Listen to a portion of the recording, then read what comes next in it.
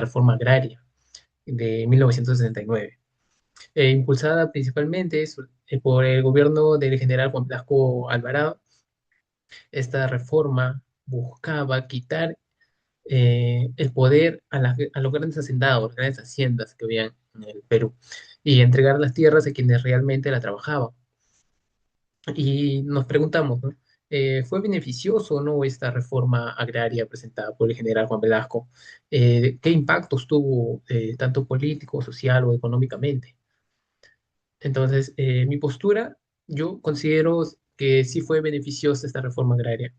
Sobre todo, yo recalco la importancia de esta reforma en lo político y lo social. En lo económico, si bien no se logró grandes objetivos, gracias a esta reforma fue que se pudo obtener un cambio social y político.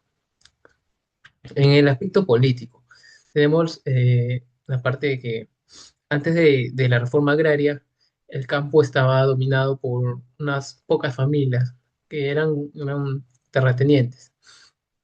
Ellas tenían la tierra y el dinero y también el poder político que venía de la oligarquía que había en los años anteriores.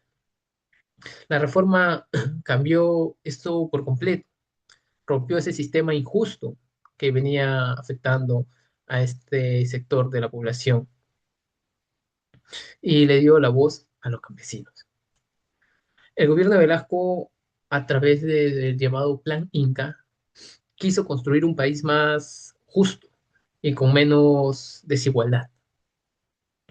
Como señala el historiador Alberto Zapata, la reforma agraria amplió la ciudadanía peruana, integrando a los campesinos a toda la sociedad que ya venía desarrollando el Perú. Por primera vez los campesinos fueron vistos como ciudadanos con derechos. Claro, fue un proceso, no fue tan repentino a partir de que se implementa esta reforma, fue un proceso impuesto por el gobierno militar sin participación democrática, o sea, fue impuesto. Pero aún así, políticamente esto fue una, un paso enorme hacia la igualdad. Esto fue en el aspecto político. En el aspecto económico, hablando ya sobre el tema de riqueza para el Perú, ahí sí hubo una situación totalmente distinta.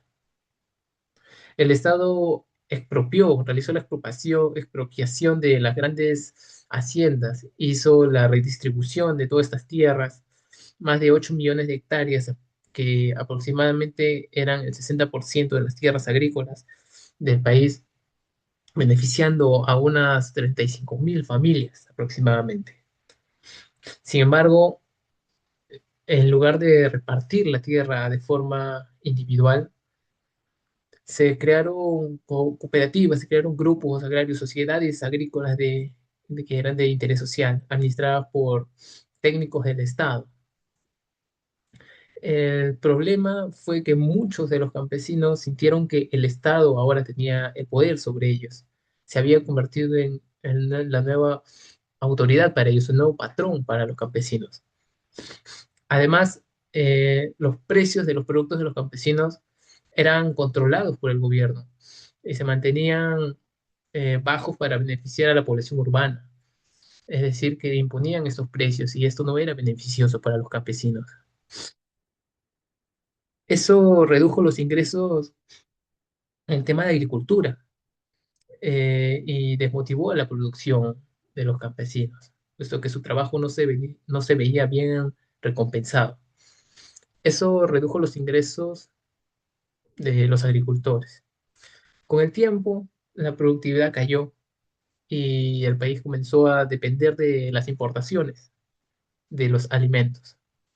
Por eso, económicamente, la reforma fracasó. Tuvo buenas intenciones, pero una mala ejecución, puesto que eh, darle que el Estado esté imponiendo los precios solo para el beneficio rural, los sacaba a ellos del plano de juego. Entonces, eh, en el aspecto último, en el aspecto social, abarcamos el aspecto económico, político. Ahora, el aspecto social, eh, aún así, en lo social, la reforma también fue muy importante. Por primera vez los campesinos dejaron de ser siervos y se convirtieron en dueños de sus tierras, dueños de trabajo. Ya no eran simplemente sirvientes. Eso significaba que habían eh, ya tenido y adquirido dignidad, identidad y esperanza para miles de familias. Las comunidades rurales empezaron a organizarse, formaron grupos, surgieron nuevos líderes campesinos y fortaleció la conciencia sobre el trabajo en el campo.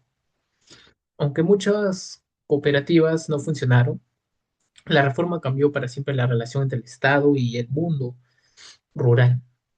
Gracias a esta integración fue que el terrorismo, Sendero Luminoso en este caso, no pudo abarcar todas las familias o toda la población que pertenecía a este rubro de las tierras.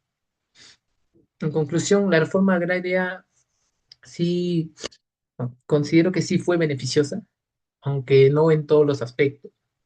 Políticamente, considero que sí fue buena, eh, acabó con una estructura injusta que había en el sistema, en la parte social.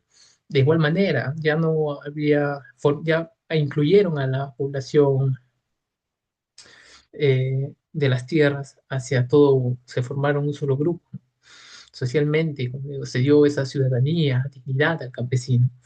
Aunque económicamente fue deficiente esta reforma agraria, sus logros en justicia social y equidad marcaron un antes y después de la aplicación de esta reforma. Muchas gracias.